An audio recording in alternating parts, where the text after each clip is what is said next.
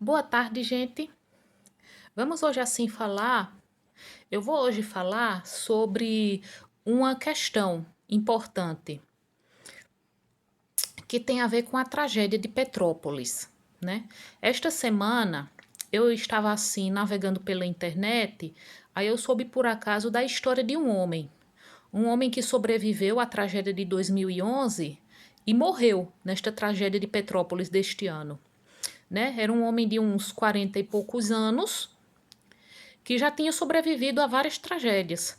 Quando ele era criança, ele tinha sido atropelado, teve traumatismo craniano, ficou em coma e passou quase 2 anos sem andar, mas superou. Aí, quando ele era jovem, na faixa dos 20, ele sofreu um acidente de motocicleta e perdeu uma perna. Aí eu fiquei pasma, né? Tanta tragédia na vida desse homem. Sobreviveu a tantas tragédias e morreu justo na de Petrópolis, né? Que ele estava num ônibus que foi arrastado pela correnteza. Aí eu encontrei duas amigas minhas, uma senhora e uma jovem. Aí eu conversei com elas sobre a tragédia, né? Aí a senhora disse: tudo já está predeterminado. É, a gente não pode dizer nada dos mistérios, porque tudo já está predeterminado. Aí eu fiquei pensando, quer dizer que estava predeterminado que esse homem iria morrer na tragédia de Petrópolis depois de sobreviver a tantas outras tragédias? Quer dizer que assim que a gente nasce, já é dito, você vai morrer disso, você vai desenvolver doença tal?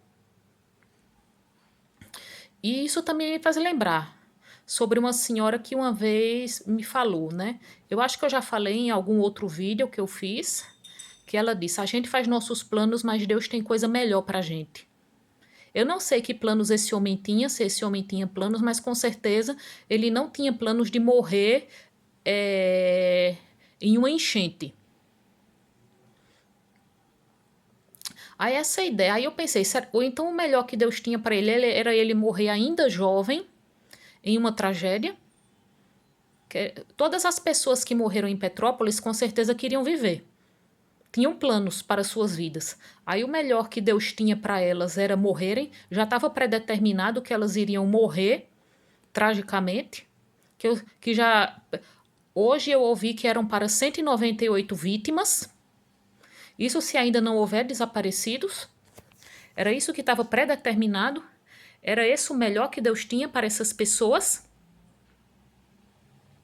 Isso também me faz pensar, né, em tantas tragédias que já ocorreram.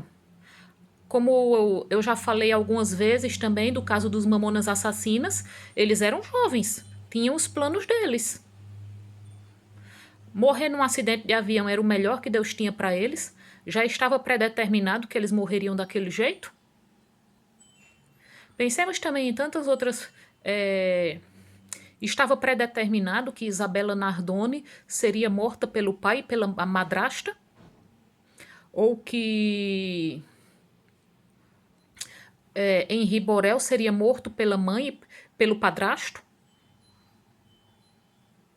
Vamos pensar honestamente, né? E isso me fez lembrar também de duas histórias que eu já conheci. Uma é meio antiga. Se alguém assim se interessa por filmes, pode assistir ao filme Hilary e Jack. É um filme de 1998 e é baseado na vida real da grande violoncelista inglesa Jacqueline du Pré. Ela era um grande talento da música, erudita, e ela foi forçada.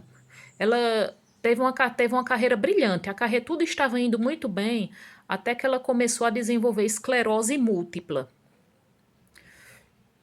Aí o que aconteceu? Aí ela foi forçada a deixar os palcos, a se aposentar aos 28 anos de idade e morreu em 1987 com a idade precoce de 42 anos. Isso era o melhor que Deus tinha para ela. Eu não sou vidente, então não posso dizer, mas com certeza ela tinha planos de ter uma longa carreira. Com certeza ela tinha os planos dela de ter uma longa carreira. Aí isso era o melhor que Deus tinha para ela? Estava predeterminado isso? Se alguém aqui que vai assistir, alguém aqui tem alguma doença degenerativa ou conhece alguém que tem, é, sabe como é difícil e sofrido o processo, né? Que a gente sabe aquela atriz, Cláudia Rodrigues, que ela tem esclerose múltipla. E ela já entrou em processo de degeneração do cerebelo.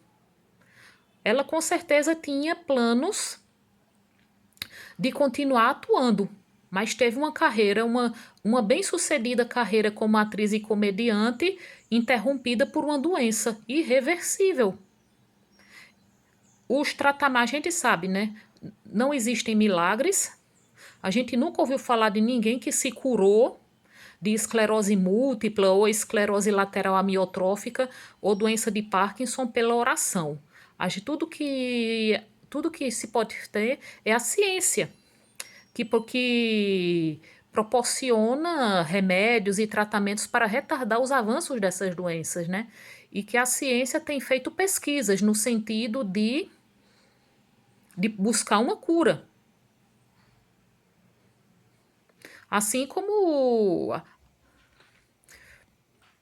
um outro caso também que eu conheci, também baseado numa história real, é o livro Um Litro de Lágrimas, foi feito a partir dos diários de uma jovem japonesa, Aya Kito. Ela era uma jovem de 15 anos,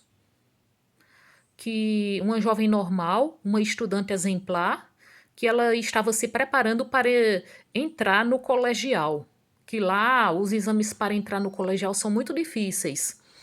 Tudo o que ela queria era ter uma vida normal, era viver. Mas com 15 anos ela começou a sofrer de quedas. Aí a mãe a levou ao médico e após alguns exames, a neurologista dela, doutora Yamazaki, detectou uma doença degenerativa raríssima, a degeneração espinocerebelar. Assim como a esclerose múltipla que vitimou Jacqueline Dupré, a degeneração espinocerebelar ou ataxia espinocerebelar não tem cura.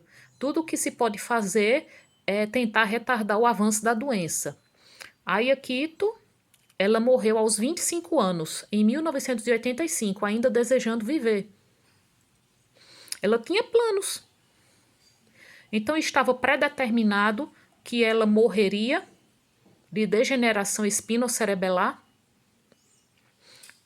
Morrer de uma doença degenerativa incurável era o melhor que Deus tinha para ela. Assim como tantas pessoas, tantas mulheres que casam, né? Esperam ser felizes na vida matrimonial, mas têm casamentos infelizes. Ou são mortas pelos parceiros. Isso já estava predeterminado? Também a gente pode perguntar, então, assim, por que já me disseram, olha, Tânia, tudo ocorre com um propósito, entendeu? Então, com que propósito uma pessoa desenvolve uma doença degenerativa que interrompe os seus planos de vida e outra pode viver feliz e saudável? E outra pode viver feliz e saudável a sua vida. Isso não é uma coisa que a gente deve refletir? Aí o povo diz que tudo é controlado por Deus. Por que então Deus acha, com que propósito Deus acharia que, enquanto outras pessoas podem seguir felizes e saudáveis sua vida, digamos, Jacqueline Dupré e Aya Kito teriam que desenvolver doenças degenerativas, né? Outro caso também é o de Stephen Hawking, que desenvolveu a esclerose lateral amiotrófica. Qual é o propósito de alguém desenvolver uma doença neurológica irreversível, que limita a sua vida, que você fica totalmente dependente da boa vontade de outras pessoas?